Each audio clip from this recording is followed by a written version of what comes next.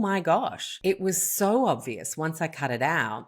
And then once you tune into yourself, you kind of start to realize, oh, I feel better without that crap. If you've heard of the longevity Bible Lifespan by Professor David Sinclair, you know that living well is more important than just living long. In fact, this show is dedicated to the science of beauty, wellness, and longevity. That's why I'm so thrilled to partner with Melrose Future Lab for Season 9 of the Ageless Radiance Club podcast. Future Lab is Australia's first supplement range focused on extending not just your lifespan, but your health span. Available exclusively at Chemist Warehouse, these affordable and science-backed supplements are the key to aging well.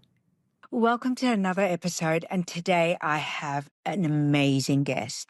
Today I'm joined by Alexx Stuart, a true innovator in the low tox movement. Starting her journey with the Low Tox Life blog in 2009, Alexx has since become a 12-time best-selling author with books like Low Tox Life and Low Tox Food. Through her blog, top-rated podcast, and 10 transformative courses, she's empowered millions to create healthier, more sustainable lives. In our conversation today, Alexx shares her expertise on minimising toxic load to support cellular health and long-term vitality, making the low tox life accessible and achievable. We explore her holistic approach to wellness and beauty, from embracing real food and ditching harmful chemicals to building toxin-free environments for true inside-out health. Alexx also opens up about her own journey with mould toxicity and its far-reaching impact on wellness and crucial steps to protect our health and longevity against unseen environmental hazards. Get ready to uncover actionable insights into reducing toxins and optimizing your health on a very special episode of Ageless Radiance Club.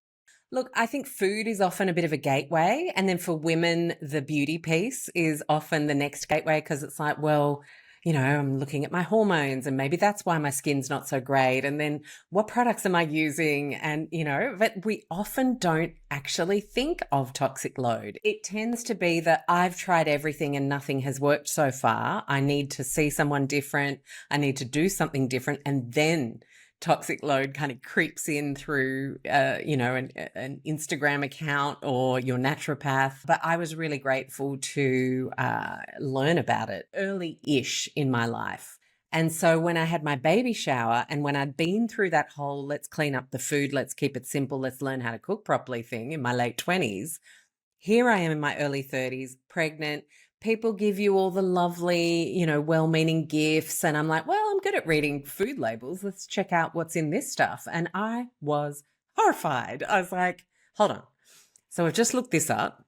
And, one of the best things you can do is ingredient name on Google now, much easier than 15 years ago when I started doing it.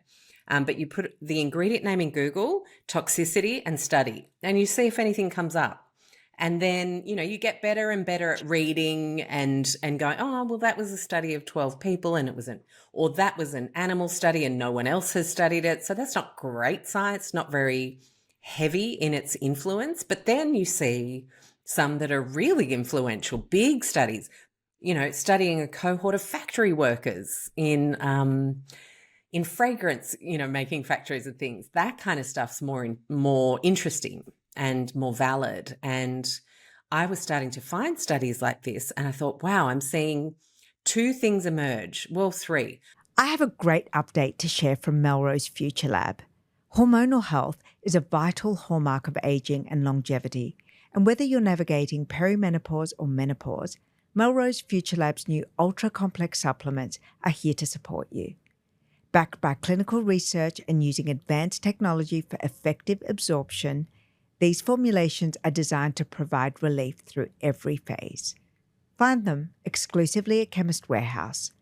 Always read the label and follow the directions for use. I remember when you first got really unwell. I think it was the first or second house that you lived in. Yeah, It was bad. I remember it was it was so terrible. bad. Yeah. And then didn't you go from one house to another and they both had terrible mold? It was like you were running to stand still. Yeah. Yeah. And when I did the math on it, when I was doing a TED talk on mold a couple of years ago, the first 2 years that I became really sick, and no one knew what it was because it was hidden mold. Like, a lot of people think you've got a mold problem, it's got to be like a current affair kind of black walls and like that really sensationalized view of it. But for me, it wasn't. Like, yeah, it was an older building, and sure, you could maybe smell a bit of mustiness in the common areas, but our apartment itself was not a moldy apartment. It was all in the walls, hidden. And I think I came down with about 36 different neurological, cardiac, musculoskeletal symptoms. It was crazy. It was actually crazy. And it made me realize how crazy it is that such a known hazard. I mean, you wouldn't go put anyone you love in a room with mold and say, go live here. You wouldn't do it. You know enough to know that that wouldn't be cool. In your research, I know about your own lived experience, but in your research and in speaking to mold-informed health practitioners, how dangerous is mold? Like, really, on a scale of 1 to 10, how much of a priority should it be is as part of our longevity and cellular wellness plan? Because we talk about this all the time on the show, and it seems to me we're ignoring the iceberg ahead. So it depends on the species. But a mold like Stachybotrys, which is the one that people know as black mold, Yes. has multiple studies that point to it being carcinogenic. Yes. A mold like Chaetomium has multiple studies pointing towards it being neurotoxic. Stachybotrys as well is actually neurotoxic, but Chaetomium is like gnarly. There's things that link it to Parkinson's, ALS, a whole bunch of things, MS.